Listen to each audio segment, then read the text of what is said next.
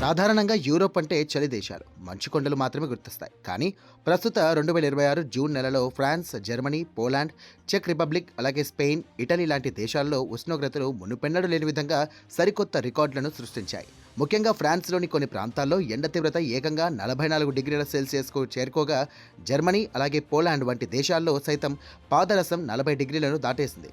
ఇక ఈ అసాధారణ వేడి వల్ల రైలు పట్టాలు సైతం వేడెక్కి వంగిపోతుండడంతో రైళ్లు నిలిచిపోతున్నాయి.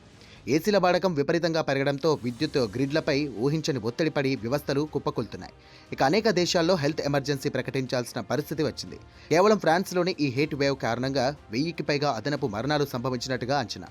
అసలు యూరోప్ ఇంతలా ఎందుకు రగిలిపోతుందనే ప్రశ్నకు శాస్త్రవేత్తలు అత్యంత ప్రమాదకరమైన నిజాలు చెబుతున్నారు. ప్రపంచ సగటు ఉష్ణోగ్రత పెరుగుదల కంటే దాదాపు 2 రెట్ల వేగంగా యూరోప్ ఖండం వేడెక్కుతోంది. దశాబ్దాలుగా మానవాళి వదిలినటువంటి గ్రీన్ హౌస్ వాయువుల వాతావరణంలో ఇక పేరుకుపోవడం వల్ల ఇక ఈ భూమి వేడెక్కిపోతోంది. ఒకప్పుడు 100 ఏళ్లకు ఒకసారి మాత్రమే వచ్చే తీవ్రమైన వేడి వాతావరణం ఇప్పుడు కేవలం కొన్ని సంవత్సరాల వ్యవధిలోనే పునరావృతమవుతోంది. ఇక ఈ ఘోరమైనటువంటి మార్పుకు హీట్ డోమ్ అనే వాతావరణ పరిస్థితి ప్రధాన కారణంగా మారింది.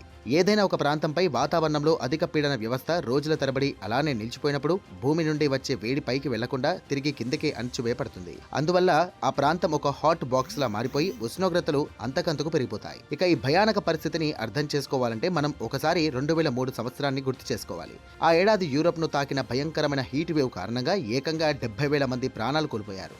అప్పట్లో ఇది 100 ఏళ్లకు ఒకసారి వచ్చే విపత్తుగా భావించారు. కానీ ఇప్పుడు గ్లోబల్ వార్మింగ్ కారణంగా అదే స్థాయి వేడి 10 రెట్లు ఎక్కువ అవకాశంతో ప్రతి ఏటా వస్తోందని వరల్డ్ వెదర్ ఆట్రిబ్యూషన్ శాస్త్రవేత్తలు స్పష్టం చేస్తున్నారు. 50 సంవత్సరాల క్రిందట యూరప్లో అసలు సాధ్యం కాదు అనుకున్న ఉష్ణోగ్రతలు ఇప్పుడు కళ్ల ముందే నమోదవుతున్నాయి. తీవ్రమైనటువంటి వేడి వల్ల మానవ శరీరం తన ఉష్ణోగ్రతను నియంత్రించుకోలేక హీట్ స్ట్రోక్, గుండెపోటు, శ్వాసకోశ ఇబ్బందులతో ప్రజలు ఆసుపత్రుల పాలవుతున్నారు.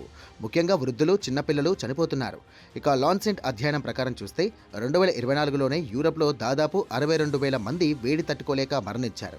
ఇదే పరిస్థితి ఉంటే 2050 నాటికి ఈ మరణాల సంఖ్య ఊహించని స్థాయి పెరుగుతుందంటూ ప్రపంచ ఆరోగ్య సంస్థ హెచ్చరించింది. మరోవైపు ప్రకృతి కూడా దీనికి భారీ మూల్యం చెల్లిస్తోంది. యూరప్కు నీటి రక్షణ కవచాలుగా ఉన్న ఆల్ప్స్ పర్వతాల్లోని హిమానినాదాలు ఇక అత్యంత వేగంగా కరిగిపోతున్నాయి. ఒకసారి కరిగిపోయిన ఈ మంచు తిరిగి పాత స్థితికి రావడం అసాధ్యం. ఇక ఈ హిమానినాదాలే యూరప్లోని అనేక ప్రధాన నదులకు జీవనాధారం. ఇవి గనక పూర్తిగా కరిగిపోతే భవిష్యత్తులో యూరప్ దేశాలకు తాగునీరు, వ్యవసాయం, జల విద్యుత్ ఉత్పత్తి నిలిచిపోయి తీవ్రమైనటువంటి కరువు ఏర్పడుతుంది. అలాగే సముద్ర ఉపరితల ఉష్ణోగ్రతలు పెరగడం వల్ల వినాశకరమైన తుఫాన్లు, అకాల వర్షాలు ముంచెత్తుతున్నాయి. ఇక్కడ మరో పెద్ద సమస్య ఏంటంటే యూరప్ నగరాల నిర్మాణ శైలి.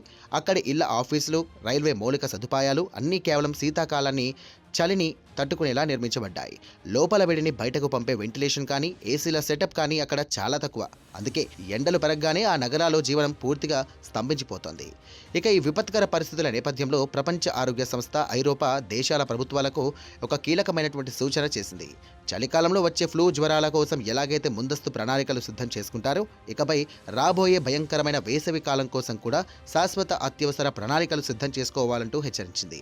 అయితే ఇప్పటికే సమయం మించిపోలేదని, ప్రపంచ దేశాలు కార్బన్ ఉదర్గాలను యుద్ధ ప్రాతిపదికన తగ్గిస్తే భవిష్యత్తులో రాబోయే హీట్ వేవ్స్ తీవ్రతను అదుపు చేయవచ్చంటూ శాస్త్రవేత్తలు ఆశాభావం వ్యక్తం చేస్తున్నారు. నగరాల్లో పచ్చదనం పెంచడం, లీక్ అవ్వని నీటి నిర్వహణ, భవనాల నిర్మాణ శైలి మార్చడం, స్వచ్ఛమైన సౌర, పవన ఇంధనాలను వాడడం ద్వారా ఇక వేలాది మంది ప్రాణాలను కాపాడుకోవచ్చు.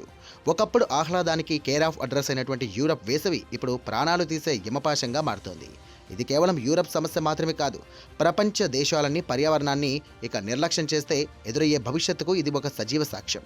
ఇవాళ మనం తీసుకునే కఠిన నిర్ణయాలే 2050లో మన పిల్లలు అనుభవించే వాతావరణాన్ని డిసైడ్ చేయబోతున్నాయి.